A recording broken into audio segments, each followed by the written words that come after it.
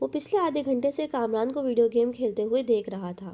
Screen پر موجود score میں کوئی خاص اضافہ نہیں ہو رہا تھا۔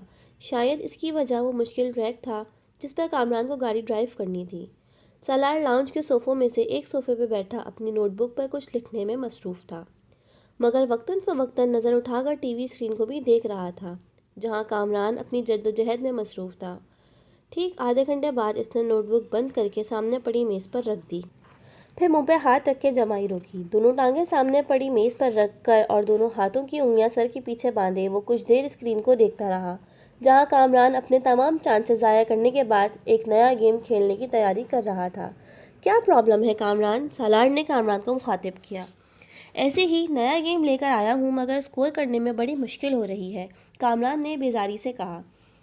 اچھا مجھے دکھاؤ۔ اس نے صوفے سے اٹھ کر ریموٹ کنٹرول اس کے ہاتھ سے لے لیا۔ کامران نے دیکھا پہلے ہی 20 سیکنڈ میں سالار اسے جس اسپیڈ سے دوڑا رہا تھا اس اسپیڈ پر کامران اب تک نہیں دوڑا پایا تھا۔ جو ٹریک اسے بہت مشکل لگ رہا تھا وہ سالار کے سامنے ایک بچکانہ چیز محسوس ہو رہا تھا۔ ایک منٹ بعد وہ جس اسپیڈ پر گاڑی دوڑا رہا تھا اس اسپیڈ پر کامران کے لیے اس پر نظر جمانا مشکل ہو گیا، جبکہ سالار اس اسپیڈ پر بھی گاڑی کو مکمل طور پر کنٹرول کیے ہوئے تھا۔ 3 منٹ بعد کامران نے پہلی بار گاڑی کو ڈگمگاتے اور پھر ٹریک سے اتر کر ایک دھماکے کے ساتھ تباہ ہوتے دیکھا۔ کامران نے کچھ مسکراتے ہوئے مڑ کر سالار کو دیکھا۔ گاڑی کیوں تباہ ہوئی تھی وہ جان گیا تھا۔ ریموٹ اب سالار کے ہاتھ کے بجائے میز پر پڑا تھا اور وہ اپنی نوٹ بک اٹھائے کھڑا ہو رہا تھا۔ کامران نے سر اٹھا کر اسے دیکھا۔ بہت بورنگ گیم ہے، سالار نے تبصرہ کیا اور کامران کی ٹانگوں کو پھیلانگتے ہوئے لاؤنج سے باہر نکل گیا۔ کامران ہونٹ بھینچے 7 ہندسوں پر مبنی اسکور کو دیکھ رہا تھا جو اسکرین کے ایک کونے میں جگمگا رہا تھا۔ کچھ نہ کچھ سمجھ آنے والے انداز میں اس نے بیرونی دروازے کو دیکھا جس سے وہ غائب ہوا تھا۔ وہ دونوں ایک بار پھر خاموش تھے۔ عزت کو الجھن ہونے لگی۔ امامہ اتنی کم گو تو نہیں تھی جتنی وہ اس کے سامنے ہوتی جا رہی تھی۔ پچھلے آدھے گھنٹے میں اس نے گنتی کے لفظ بولے تھے۔ وہ اسے بچپن سے جانتا تھا، وہ بہت خوش مزاج تھی۔ ان دونوں کی نسبت ٹھہرائے جانے کے بعد بھی ابتدائی سال میں اس میں کوئی تبدیلی محسوس نہیں ہوئی تھی۔ عزت کو اس سے بات کر کے خوشی محسوس ہوتی تھی۔ وہ بلا کی حاضر جواب تھی، مگر پچھلے کچھ سالوں میں وہ یکدم بدل گئی تھی اور میڈیکل کالج میں جا کر تو یہ تبدیلی اور بھی زیادہ محسوس ہونے لگی تھی۔ عزت کو بعض دفعہ یوں محسوس ہوتا جیسے اسے بات کرتے ہوئے وہ حد درجہ محتاط رہتی ہے۔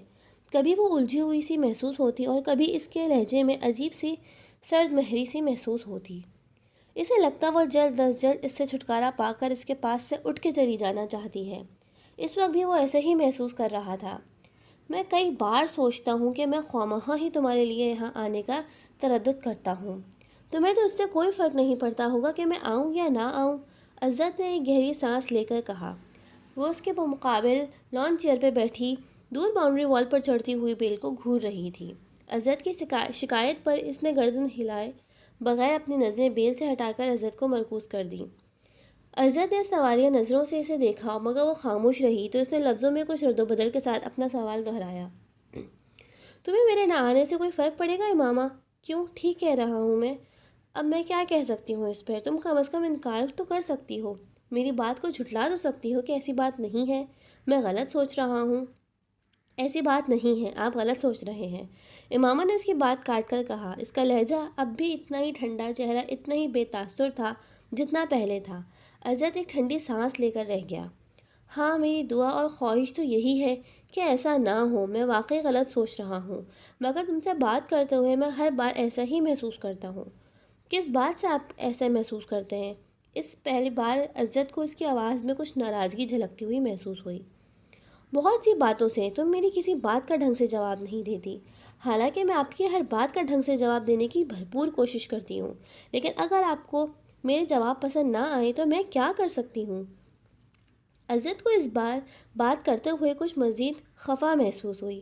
میں نے یہ کب کہا کہ میں تمہارے جواب پسند نہیں کرتا؟ میں تو صرف یہ کہہ رہا ہوں کہ میری ہر بات کے جواب میں تمہارے پاس ہاں اور نہیں کے علاوہ کچھ نہیں ہوتا۔ بعض دفعہ تو مجھے لگتا ہے میں اپنے آپ سے باتیں کر رہا ہوں۔ اگر آپ مجھ سے یہ باتیں پوچھیں گے کہ تم ٹھیک ہو تو میں اس کا جواب ہاں یا نہیں میں دوں گی نا۔ ہاں اور نہیں کے علاوہ اس سوال کا جواب کسی تقریر سے دیا جا سکتا ہے تو آپ مجھے وہ دے دیں، میں وہی دے دیا کروں گی۔ وہ بالکل سنجیدہ تھی۔ ہاں اور نہیں کے ساتھ بھی تو کچھ کہا جا سکتا ہے، اور کچھ نہیں تم جواباً میرا حال ہی پوچھ سکتی ہو۔ میں آپ کا حال کیا پوچھوں؟ ظاہر ہے آپ میرے گھر آئے ہیں، میرے سامنے بیٹھے مجھ سے باتیں کر رہے ہیں، تو یہ بات واضح ہے نا کہ آپ ٹھیک ہیں، ورنہ آپ اس وقت اپنے گھر میں اپنے بستر پہ پڑے ہوتے۔ یہ فارمیلٹی ہوتی ہے ماما، اور آپ جانتے ہیں میں فارمیلٹیز پہ یقین نہیں رکھتی۔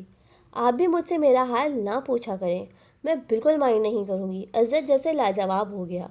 ٹھیک ہے، فارمیلٹیز کو چھوڑو، بندہ کوئی اور بات کر لیتا ہے، کچھ ڈسکس کر لیتا ہے، اپنی مصروفیات کے بارے میں ہی کچھ بتا دیتا ہے۔ عزت، میں آپ سے کیا ڈسکس کروں؟ آپ بزنس کرتے ہیں، میں میڈیکل کی اسٹوڈنٹ ہوں، آپ سے میں کیا پوچھوں؟ اسٹاک مارکیٹ کی پوزیشن۔ عزت کا چہرہ سرخ ہو گیا۔ اب وہ اس لمحے کو کوس رہا تھا جب اس نے امامہ کی شکایت کی تھی۔ اور بھی تو مصروفیات ہوتی ہیں انسان کی، عزت نے قدرے کمزور لہجے میں کہا۔ نہیں، پڑھائی کے علاوہ تو اور کوئی مصروفیات نہیں میری، امامہ نے سر ہلاتے ہوئے کہا۔ پہلے تو ہم دونوں آپس میں بہت سی باتیں کرتے تھے۔ امامہ نے اس کی بات کاٹ دی۔ پہلے کی بات چھوڑیں، اب میں وقت ضائع کرنا افورڈ نہیں کر سکتی۔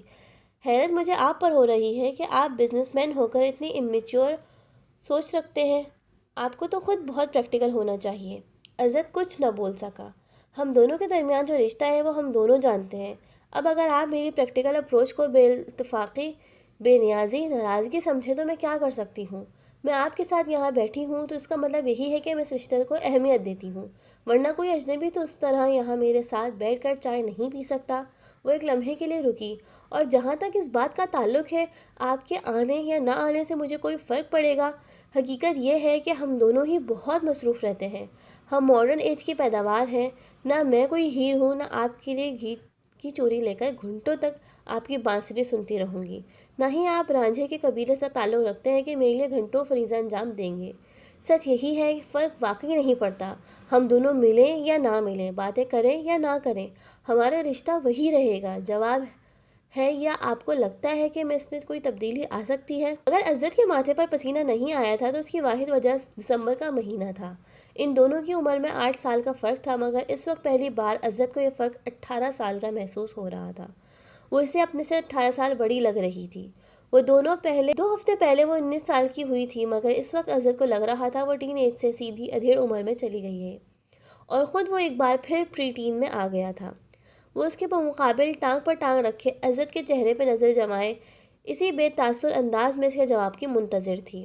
عزت نے کرسی کے ہتھے پر ٹیکے اس کے ہاتھ میں منگنی کی انگوٹھی کو دیکھا اور کھنکار کر اپنا گلا صاف کرنے کی کوشش کی۔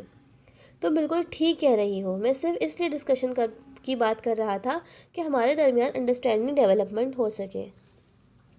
عزت، میں آپ کو بہت اچھی طرح سمجھتی اور جانتی ہوں، اور یہ جان کر مجھے افسوس ہوا کہ آپ سمجھتے ہیں کہ ہمارے درمیان ابھی بھی کسی انڈرسٹینڈنگ اور ڈیولپمنٹ کو بحال کرنے کی ضرورت ہے۔ میرا خیال تھا ہم دونوں کے درمیان اچھی خاصی انڈرسٹینڈنگ ہے۔ وہ عزت کا دن نہیں تھا، عزت نے اعتراف کیا۔ اگر آپ کا یہ خیال ہے کہ اٹانومی اور بزنس کو ڈسکس کر کے ہم کوئی انڈرسٹینڈنگ ڈیولپ کر لیں گے تو ٹھیک ہے، آئندہ ہم یہی ڈسکس کر لیا کریں گے۔ امامہ کے لہجے میں لاپرواہی واضح تھی۔ تم کو میری بات بری لگی ہے؟ بالکل بھی نہیں، میں کیوں برا مانوں گی؟ اس کے لہجے میں موجود حیرت کے اثر اس نے عزت کو مزید شرمندہ کیا۔ شاید میں نے غلط بات کی ہے، شاید نہیں، یقیناً۔ اس نے تینوں لفظوں پر باری باری زور دیا۔ تم جانتی ہو میرے نزدیک یہ رشتہ کتنی اہمیت کا حامل ہے۔ میرے بہت سے خواب ہیں اس رشتے کے حوالے سے، تمہارے حوالے سے۔ عزت نے ایک گہرا سانس لے کر کہا۔ امامہ بے تاثر چہرے کے ساتھ اسی بیل کو دیکھ رہی تھی۔ شاید اسی لیے میں ضرورت سے زیادہ حساس ہو جاتا ہوں۔ مجھے اس رشتے کے حوالے سے کوئی خوف نہیں ہے۔ میں جانتا ہوں یہ رشتہ ہم دونوں کی مرضی سے ہوا ہے۔ وہ اس کے چہرے پہ نظر جمائے بڑے جذب سے کہہ رہا تھا، اور یکدم ہی ایک بار پھر یہ احساس ہونے لگا تھا جیسے وہ وہاں موجود نہیں ہے، اس کی بات نہیں سن رہی۔ عزت کو لگا وہ ایک بار پھر خود سے باتیں کر رہا ہے۔ ایک بہت بڑی کوٹھی کے عقب میں موجود انیکسی سے میوزک کی آواز باہر لان تک آ رہی تھی۔ باہر موجود کوئی بھی شخص انیکسی کے اندر موجود لڑکوں کی قوت برداشت پر حیرانی کا اظہار کر سکتا تھا، لیکن وہ انیکسی کے اندر موجود لوگوں کی حالت دیکھ لیتا تو اس کے حیران کن قوت برداشت کی وجہ جان جاتا۔ اس کے اندر موجود 6 لڑکے جس حال میں تھے، اس حالت میں اس سے زیادہ تیز بلند میوزک بھی ان پر اثر انداز نہ ہو سکا تھا۔ اور جہاں تک 7ویں لڑکے کا تعلق تھا تو وہ کسی چیز سے متاثر نہیں ہوتا تھا۔ انیکسی کا وہ کمرہ اس وقت دھوئیں کے مرغلوں اور عجیب قسم کی بدبو سے بھرا ہوا تھا۔ قالین پر ایک مشہور ریسٹورنٹ سے لائے گئے کھانے کے کھلے ہوئے ڈبے، ڈسپوزیبل پلیٹیں، چمچے بھی پڑے تھے۔ قالین پر کھانے پینے کی بچی کچی چیزیں اور ہڈیاں بھی ادھر ادھر پھینکی گئی تھیں۔ سافٹ ڈرنک کی پلاسٹک کی بوتلیں بھی ادھر ادھر لڑک رہی تھیں۔ کیچپ کی بوتلوں سے نکلنے والی کیچپ قالین کو کچھ بدنما بنا رہی تھی۔ وہ 7 لڑکے اسی قالین پر ایک دوسرے سے کچھ فاصلے پر براجمان تھے۔ ان کے سامنے قالین پہ خالی بیئر کے کینز کا ایک ڈھیر بھی لگا ہوا تھا، اور تفریح کا یہ سلسلہ وہیں تک نہیں رکا تھا۔ اس وقت وہ ان ڈرنکس کو استعمال کرنے میں مصروف تھے جن کا انتظام ان میں سے ایک نے کیا تھا۔ پچھلے 2 ماہ میں وہ تیسری بار اس ایڈونچر کے لیے اکٹھے ہوئے تھے، اور ان 3 موقع پر وہ 4 مختلف قسم کی ڈرنکس استعمال کر چکے تھے۔ پہلی بار انہوں نے وہ ڈرنک استعمال کی تھی جو ان میں سے ایک کو اپنے باپ کی دراز سے ملی تھی۔ دوسری بار انہوں نے جو ڈرگ استعمال کی تھی وہ انہوں نے اپنے ایک اسکول فیلو کے توسط سے اسلام آباد کے ایک کلب سے خریدی تھی، اور اس بار وہ جو ڈرگ استعمال کر رہے تھے وہ انہوں نے ایک ٹرپ پر راولپنڈی کی ایک مارکیٹ میں ایک افغان سے خریدی تھی۔ تینوں موقعوں پر انہوں نے ان ڈرگس کے ساتھ الکوہل کا استعمال کیا تھا جس کا حصول ان کے لیے مشکل نہ تھا۔ اس وقت بھی ان 7 لڑکوں میں سے 6 لڑکوں پر پوری نشے کی حالت میں تھے۔ ان میں سے ایک ابھی بھی کانپتے ہاتھوں کے ساتھ ڈرنک کو سونگھنے کی کوشش کر رہا تھا، جبکہ 2 لڑکے سگریٹ پیتے ہوئے باقی لڑکوں کے ساتھ ٹوٹی پھوٹی گفتگو کر رہے تھے۔ صرف 7واں لڑکا مکمل طور پر ہوش میں تھا۔ اس لڑکے کا چہرہ مہاسوں سے بھرا ہوا تھا، اور اس کے گلے میں موجود ایک سیاہ تنگ ڈوری میں 3-4 تانبے کی عجیب سی شکلوں کے زیورات پروے ہوئے تھے۔ اس نے آنکھیں کھول کر اپنی دائیں طرف موجود لڑکوں پر ایک نظر ڈالی۔ اس کی آنکھیں سرخ ہو رہی تھیں، مگر اس سرخی کے باوجود وہ ایسا کوئی تاثر نہیں دے رہی تھی کہ باقی لڑکوں کی طرح مکمل طور پر نشے کی گرفت میں تھا۔ چند منٹ انہیں دیکھنے کے بعد اس نے سیدھے ہوتے ہوئے ڈبیا میں موجود باقی ڈرگ کون میں ڈال دی اور ایک چھوٹے سے اسٹرا کے ساتھ اسے سونگھنے لگا۔ کافی دیر بعد اس نے اسٹرا کو ایک طرف پھینک دیا اور اپنے ہاتھ کی پور سے تھوڑی سی ڈرگ رکھ کر زبان کی نوک کے ساتھ کچھ دلچسپی، تجسس مگر احتیاط کے ساتھ اسے چکھا۔ دوسرے ہی لمحے اس نے برق رفتاری کے ساتھ اپنی بائیں جانب تھوکا۔ ڈرگ یقیناً اس بہت اچھی کوالٹی کی تھی۔ اس کی آنکھیں اب پہلے سے زیادہ سرخ ہو رہی تھیں، مگر ابھی بھی وہ اپنے ہوش و حواس میں تھا۔ 2 منٹ بعد اس نے اپنے پاس قالین پر پڑے ہوئے بیئر کے کین سے چند گھونٹ لیتے ہوئے جیسے ڈرگ کے ذائقے کو صاف کرنے کی کوشش کی۔ کین رکھنے کے بعد وہ چند منٹ تک کون میں موجود ڈرگ کو دیکھتا رہا۔ دوسرے 6 لڑکے بھی اس وقت تک نشے میں پوری طرح دھت کارپیٹ پر اوندھے سیدھے پڑے تھے، مگر وہ اب بھی اس طرح بیٹھا تھا، کین میں موجود بیئر کے گھونٹ لیتے ہوئے پرسوچ انداز میں ان سب کو دیکھ۔ یہ اس کے ساتھ تیسری بار ہوا تھا۔ پہلی 2 بار ڈرگ استعمال کرنے کے بعد بھی وہ اسی طرح بیٹھا رہا جبکہ اس کے دوست بہت جلد نشے میں دھت ہو گئے تھے۔ رات کے پچھلے پہر وہ ان لوگوں کو اسی حالت میں چھوڑ کر خود گھر آ گیا تھا۔ آج بھی وہ یہی کرنا چاہتا تھا۔ کمرے کے اندر موجود ڈرگ کی بو سے اب پہلی بار وہ الجھنے لگا تھا۔ اس نے کھڑا ہونے کی کوشش کی اور وہ لڑکھڑایا۔ اپنی لڑکھڑاہٹ پر قابو پاتے ہوئے وہ سیدھا کھڑا ہو گیا۔ نیچے جھک کر اس نے کارپیٹ سے کی رنگ، والیٹ اور کریڈٹ کارڈ اٹھایا اور اپنی سرخ آنکھوں سے کمرے میں ایک نظر دوڑائی۔ وہ جیسے کوئی چیز یاد کرنے کی کوشش کر رہا ہو، پھر وہ کمرے کے دروازے کی طرف بڑھ گیا۔ ایک بار پھر نیچے بیٹھ کر اس نے جاگرز پہنے اور ان تسموں کو ٹخنوں کے گرد لپیٹ کر گرہ باندھ دی۔ پھر دروازے کا لاک کھول کر وہ باہر نکل گیا۔ روشنی سے یکدم کوریڈور کی تاریکی میں آ گیا۔ اندھیرے میں اپنا راستہ ڈھونڈتے ہوئے وہ انیکسی کے بیرونی دروازے کو کھولتا ہوا باہر لان میں آ گیا۔ انیکسی کی سیڑھیاں اترتے ہوئے اسے اپنی ناک سے کوئی چیز بہتی ہوئی محسوس ہوئی۔ بایاں ہاتھ اٹھا کر اس نے اپنے اوپری ہونٹ پر رکھا۔ اس کی انگلیاں چپچپانے لگی تھیں۔ اس نے ہاتھ اٹھاتے ہوئے اپنی انگلیوں کو انیکسی کی بیرونی لائٹ کی روشنی میں دیکھا۔ اس کے پوروں پر خون کے قطرے لگے ہوئے تھے۔ اس نے اپنے ٹراؤزر کی جیب سے ٹٹولتے ہوئے انداز میں ایک رومال برآمد کیا اور اپنے پوروں پر لگا خون صاف کیا۔ اس کے بعد اسی رومال کے ساتھ اس نے اپنی ناک سے ٹپکنے والا خون صاف کیا اور اپنے حلق میں کوئی چیز چبھتی ہوئی محسوس کی۔ اس نے کھنکار کر اپنا گلا صاف کرنے کی کوشش کی۔ اب اسے اپنے سینے میں بھی گھٹن کا احساس ہونے لگا تھا۔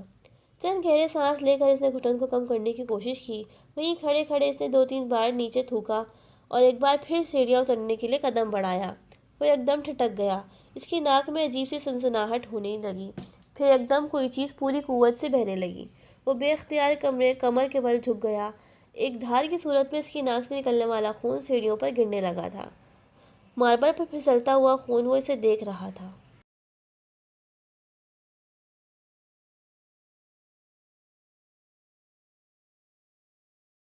گولف کلب میں تقریب تقسیم انعامات منعقد کی جا رہی تھی۔ 16 سالہ سالار سکندر بھی انڈر 16 کی کیٹیگری میں پہلی پوزیشن کی ٹرافی وصول کرنے کے لیے موجود تھا۔ سکندر عثمان نے سالار سکندر کا نام پکارے جانے پر تالیاں بجاتے ہوئے اس ٹرافی کیبنٹ کے بارے میں سوچا، جس میں اس سال انہیں کچھ مزید تبدیلیاں کروانی پڑیں گی۔ سالار کو ملنے والی شیلڈز اور ٹرافیز کی تعداد اس سال بھی پچھلے سالوں جیسی ہی تھی۔ ان کے تمام ہی بچے پڑھائی میں بہت اچھے تھے، مگر سالار باقی بچوں سے مختلف تھا۔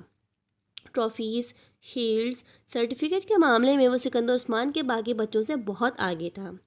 اس آئی کیو لیول کے حامل اس بچے کا مقابلہ کرنا ان میں سے کسی کے لیے بھی ممکن نہ تھا۔ فخریہ انداز میں تالیاں بجاتے ہوئے سکندر عثمان نے دائیں طرف بیٹھی ہوئی اپنی بیوی سے سرگوشی میں کہا، یہ گولف میں اس کی 13ویں اور اس سال کی 4تھی ٹرافی ہے۔ ہر چیز کا حساب رکھتے ہیں آپ؟ اس کی بیوی نے مسکراتے ہوئے جیسے قدرے ستائشی انداز میں اپنے شوہر سے کہا، جس کی نظریں اس وقت مہمان خصوصی سے ٹرافی وصول کرتے ہوئے سالار سکندر پر مرکوز تھیں۔ صرف گولف کا؟ اور کیوں؟ وہ تم اچھی طرح جانتی ہو۔ سکندر عثمان نے اپنی بیوی کو دیکھا جو اب سیٹ کی طرف جاتے ہوئے سالار کو دیکھ رہی تھی۔ آئی بیٹ اگر یہ اس وقت اس مقابلے میں شرکت کرنے والے پروفیشنل کھلاڑیوں کے ساتھ کھیل رہا ہوتا تو بھی اس وقت اس کے ہاتھ میں یہی ٹرافی ہوتی۔ سکندر عثمان نے بیٹے کو دور سے دیکھتے ہوئے کچھ فخریہ انداز میں دعویٰ کیا۔ سالار اب اپنی سیٹ کے اطراف میں موجود دوسری سیٹوں پر موجود دوسرے انعامات حاصل کرنے والوں کے ساتھ ہاتھ ملانے میں مصروف تھا۔ ان کی بیوی کو سکندر عثمان کے دعوے پر کوئی حیرانی نہیں ہوئی تھی، کیونکہ وہ جانتی تھیں سالار کے بارے میں یہ ایک باپ کا جذباتی جملہ نہیں تھا، وہ واقعی اتنا ہی غیر معمولی تھا۔ اسے 2 ہفتے پہلے اپنے بھائی زبیر کے ساتھ اسی گولف کورس پر 18 ہول پر کھیلا جانے والا گولف کا میچ یاد آ گیا۔ رف میں اتفاقاً گر جانے والی ایک بال کو وہ جس صفائی اور مہارت کے ساتھ واپس گرین پر لایا تھا، اس نے زبیر کو محو حیرت کر دیا۔ وہ پہلی بار سالار کے ساتھ گولف کھیل رہا تھا۔ مجھے یقین نہیں آ رہا 18 ہول کے خاتمے تک کسی کو بھی یہ یاد نہیں تھا کہ اس نے یہ جملہ کتنی بار بولا تھا۔ رف سے کھیلی جانے والی اس شاٹ نے اگر اسے محو حیرت کیا تھا تو سالار سکندر کے پٹرز نے اسے دم بخود کر دیا تھا۔ گیند کو ہول میں جاتے ہوئے دیکھ کر اس نے کلب کے سہارے کھڑے کھڑے صرف گردن موڑ کر آنکھیں ہی آنکھوں میں سالار کو اس ہول کے درمیان موجود فاصلے کو ماپا اور پھر جیسے بے یقینی سے سر ہلاتے ہوئے سالار کو دیکھا۔ آج سالار صاحب اچھا نہیں کھیل رہے۔ زبیر نے مڑ کر بے یقینی کے عالم میں اپنے پیچھے کھڑے کیڈی کو دیکھا جو گولف کارٹ پکڑے سالار کو دیکھتے ہوئے بڑبڑا رہا تھا۔ ابھی یہ اچھا نہیں کھیل رہا؟ زبیر نے کچھ عجیب انداز میں کلب کی کیڈی کو دیکھا۔ ہاں صاحب، ورنہ بال کبھی رف میں نہ جاتی، کیڈی نے بڑے معمول انداز میں انہیں بتایا۔ آپ آج یہاں پہلی بار کھیل رہے ہیں اور سالار صاحب پچھلے 7 سال سے یہاں کھیل رہے ہیں۔ میں اسی لیے کہہ رہا ہوں کہ وہ آج اچھا نہیں کھیل رہے۔ کیڈی نے زبیر کی معلومات میں اضافہ کیا اور زبیر نے اپنی بہن کو دیکھا جو فخریہ انداز میں مسکرا رہی تھی۔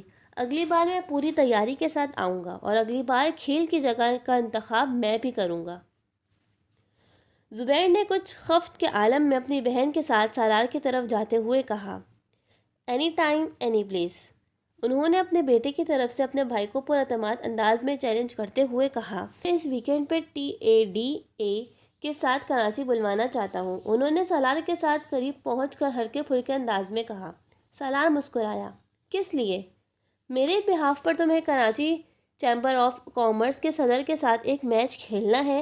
میں اس بار الیکشنز میں اس سے ہارا ہوں، مگر وہ کسی سے گولف کا میچ ہار گیا تو اسے ہارٹ اٹیک ہو جائے گا، اور وہ بھی ایک بچے کے ہاتھوں۔ So let's settle the scores. وہ اپنے بھائی کی بات پر ہنسی تھی، مگر سالار کے ماتھے پر چند بل نمودار ہو گئے تھے۔ بچہ؟ اس نے ان کے جملے میں موجود واحد قابل اعتراض لفظ پر زور دیتے ہوئے اسے دہرایا۔ میرا خیال ہے انکل، مجھے کل آپ کے ساتھ 18 ہولز کا ایک اور گیم کرنا پڑے گا۔ عزت دروازہ کھول کر اپنی ماں کے کمرے میں داخل ہوا۔ امی، آپ سے ایک ضروری بات کرنی ہے۔ ہاں کہو، کیا بات ہے؟ عزت صوفے پہ بیٹھ گیا۔ آپ ہاشم انکل کی طرف نہیں گئیں؟ نہیں، کیوں؟ کوئی خاص بات ہے؟ ہاں، امامہ اس ویکینڈ پر آئی ہوئی ہے۔ اچھا، آج شام کو چلیں گے۔ تم گئے تھے وہاں؟ شکیلہ نے مسکراتے ہوئے کہا، ہاں میں گیا تھا۔ کیسی ہے وہ؟ اس بار تو خاصے عرصے بعد آئی ہے۔ شکیلہ کو یاد آیا۔ ہاں، 2 ماہ بعد۔ شکیلہ کو عزت کچھ الجھا ہوا لگا۔ کوئی مسئلہ ہے؟ امی مجھے ماما پچھلے کچھ عرصے سے بہت بدلی بدلی لگ رہی ہے، اس نے ایک گہرا سانس لیتے ہوئے کہا۔ بدلی بدلی کیا مطلب؟ مطلب تو شاید میں آپ کو نہیں سمجھا سکتا، مگر اس کا رویہ میرے ساتھ بہت عجیب سا ہے، عزت نے کندھے اچکاتے ہوئے کہا۔ آج تو وہ ایک معمولی سی بات پر ناراض ہو گئی، پہلے جیسی کوئی بات ہی نہیں رہی اس میں سمجھ نہیں پا رہا کہ اسے ہوا کیا ہے۔ تمہیں وہم ہوگا عزت، اس کا رویہ کیوں بدلنے لگا؟ تم کچھ زیادہ ہی جذباتی سوچ رہے ہو۔ شکیلہ نے حیرانی سے دیکھا۔ نہیں امی، پہلے بھی میں یہی سمجھ رہا تھا کہ شاید مجھے وہم ہو گیا ہے، لیکن اب خاص طور پر آج مجھے اپنے یہ احساسات صرف وہم نہیں لگے۔ وہ بہت اکھڑے سے انداز میں بات کرتی رہی مجھ سے۔ تمہارا کیا خیال ہے، اس کا رویہ کیوں بدل رہا ہے؟ شکیلہ نے برش میز پر رکھتے ہوئے کہا۔ یہ تو مجھے نہیں پتا، تم نے پوچھا اس سے؟ ایک بار نہیں، کئی بار۔ پھر؟ ہر بار آپ کی طرح وہ بھی یہی کہتی ہے کہ مجھے غلط فہمی ہو گئی ہے، اس نے کندھے اچکاتے ہوئے کہا۔ کبھی وہ کہتی ہے کہ اسٹڈیز کی وجہ سے ایسا ہے، کبھی کہتی ہے کہ وہ اب میچور ہو گئی ہے اس لیے۔ یہ ایسی کوئی غلط بات تو نہیں ہے، ہو سکتا ہے واقعی یہ بات ہو، شکیلہ نے کچھ سوچتے ہوئے کہا۔ امی بات سنجیدگی کی نہیں ہے، مجھے لگتا ہے وہ مجھ سے کترانے لگی ہے، عزت نے کہا۔ تم فضول باتیں کر رہے ہو عزت، میں نہیں سمجھتی کہ ایسی کوئی بات ہوگی، ویسے بھی تم دونوں تو بچپن سے ایک دوسرے کو جانتے ہو، ایک دوسرے کی عادات سے واقف ہو۔ شکیلہ کو بیٹے کے خدشات بالکل بے معنی لگے۔ ظاہر ہے عمر کے ساتھ کچھ تبدیلیاں آتی ہی رہتی ہیں، اب بچے تو نہیں رہے تم لوگ، تم معمولی معمولی باتوں پر پریشان ہونے کی عادت چھوڑ دو، انہوں نے بیٹے کو سمجھاتے ہوئے کہا۔ ویسے بھی ہاشم بھائی اگلے سال اس کی شادی کر دینا چاہتے ہیں، وہ کہہ رہے تھے کہ وہ بعد میں اپنی تعلیم مکمل کرتی رہے گی، کم از کم وہ تو اپنے فرض سے سبکدوش ہو جائیں، شکیلہ نے انکشاف کیا۔ انکل نے ایسا کب کہا؟ عزت چونکا۔ کئی بار کہا ہے، میرا خیال ہے وہ لوگ تو تیاریاں بھی کر رہے ہیں۔ عزت نے اطمینان بھرا سانس لیا۔ ہو سکتا ہے ماما اسی وجہ سے قدر پریشان ہو۔ ہاں ہو سکتا ہے، بہرحال یہی صحیح ہے، اگلے سال اس کی شادی ہو جانی چاہیے، عزت نے کچھ مطمئن ہوتے ہوئے کہا۔ 16-17 سال کا ایک دبلا پتلا مگر لمبا لڑکا تھا، اس کے چہرے پر بلوغت کا وہ گہراؤ نظر آ رہا تھا جسے ایک بار بھی شیف نہیں کیا گیا تھا۔ وہ اس روئی نے اس کے چہرے کی معصومیت کو برقرار رکھا تھا۔ وہ سپورٹس شارٹس کی ایک ڈھیلی ڈھالی شرٹ پہنے ہوئے تھا، اس کے پیروں میں کاٹن کی جرابیں اور جاگرز تھے۔ چوئنگم چباتے ہوئے اس کی آنکھوں میں ایک عجیب طرح کی بے چینی اور اضطراب تھا۔ وہ اس وقت ایک پر ہجوم سڑک کے بیچوں بیچ ایک ہیوی ڈیوٹی موٹر سائیکل پر بیٹھا ہوا تیزی سے تقریباً اسے اڑائے لے جا رہا تھا۔ وہ کسی قسم کے ہیلمٹ کے بغیر تھا اور بہت ریش انداز میں موٹر سائیکل کو چلا رہا تھا۔ اس نے 2 دفعہ سگنل توڑا، 3 دفعہ خطرناک طریقے سے کچھ گاڑیوں کو اوورٹیک کیا، 4 دفعہ بائک چلاتے چلاتے اس کا اگلا پہیہ اٹھا دیا اور کتنی ہی دور تک صرف ایک پہیے پر بائک چلاتا رہا۔ 2 دفعہ دائیں بائیں دیکھے بغیر اس نے برق رفتاری سے اپنی مرضی کا ٹرن لیا۔ ایک دفعہ وہ زگ زیگ انداز میں بائک چلانے لگا۔ 6 دفعہ اس نے پوری رفتار سے بائک چلاتے ہوئے اپنے دونوں پاؤں کو اٹھا دیے۔ پھر یکدم اسی رفتار سے بائک چلاتے ہوئے اس نے 1 وے کی خلاف ورزی کرتے اس لین کو توڑا اور دوسری لین کے زناٹے کے ساتھ گھس گیا۔ سامنے سے آتی ہوئی ٹریفک کی بریکیں یکدم چرچرانے لگیں۔ اس نے فل اسپیڈ پر بائک چلاتے ہوئے یکدم ہینڈل پر سے اپنے ہاتھ ہٹا دیے۔ بائک پوری رفتار کے ساتھ سامنے سے آنے والی گاڑی کے ساتھ ٹکرائی۔ وہ ایک جھٹکے کے ساتھ ہوا میں بلند ہوا اور پھر کسی چیز پر گر گیا۔ اسے اندازہ نہیں ہوا اس کا ذہن تاریک ہو چکا تھا۔